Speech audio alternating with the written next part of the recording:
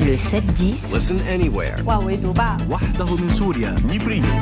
sur France Inter. Géopolitique, bonjour Pierre Aski. Bonjour Nicolas. Pierre, vous revenez sur la situation dans l'est de la République démocratique du Congo. C'est un conflit déjà ancien et meurtrier qui ressurgit à un moment de profond dérèglement du monde. Dans l'est de la République démocratique du Congo, Goma, la capitale de la province du Nord Kivu, est tombée lundi entre les mains des rebelles du mouvement M23, semant la panique et provoquant la fuite massive de réfugiés.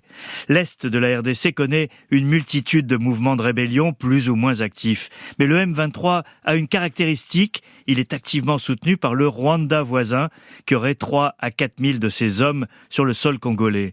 Cette implication d'un État voisin, attestée par des rapports des Nations Unies, donne aux événements de Goma une dimension de crise internationale. Le M23 a déjà brièvement occupé Goma, une première fois en 2012. Il s'en était retiré sous pression internationale. Il est de nouveau actif depuis 2021 et a lancé son offensive éclair à Goma la semaine dernière. En quelques jours, l'armée congolaise s'est effondrée et les casques bleus de l'ONU présents sur place n'ont rien pu faire, non sans avoir perdu une douzaine d'hommes. Depuis, c'est la mobilisation diplomatique pour arrêter l'incendie et éviter l'escalade en guerre régionale plus vaste. Et pourquoi cette guerre, Pierre ? Alors il faut remonter au génocide rwandais, il y a 3 décennies pour comprendre la toile de fond de ce conflit. Les génocidaires rwandais se sont réfugiés en RDC lors de la victoire des combattants de Paul Kagame, qui est toujours l'homme fort du Rwanda. C'est le point de départ d'une confrontation sanglante dans cette zone de non-droit où l'État congolais a encore moins de réalité qu'ailleurs.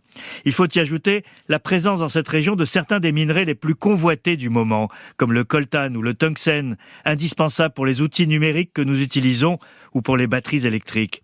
Le Congo accuse le Rwanda d'avoir fait main basse via le M23 sur une partie de son domaine minier.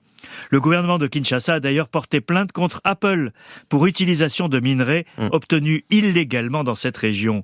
Tout le monde sait que le Rwanda est directement impliqué dans cette guerre et pourtant rien ou presque ne se passe. Et pour quelle raison ? Il y a le souvenir du génocide rwandais, Nicolas. Il est toujours difficile d'accuser une ancienne victime d'agression.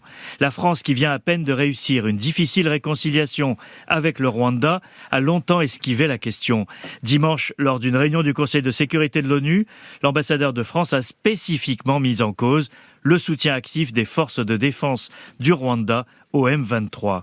L'un des pays les plus influents au Rwanda, ce sont les États-Unis, ou plutôt c'était les États-Unis, car Donald Trump ignore totalement le continent africain. Ça fait une pression de moins sur Kagame, et on ne peut pas exclure que le changement d'administration à Washington ait permis cette offensive avec une impunité garantie.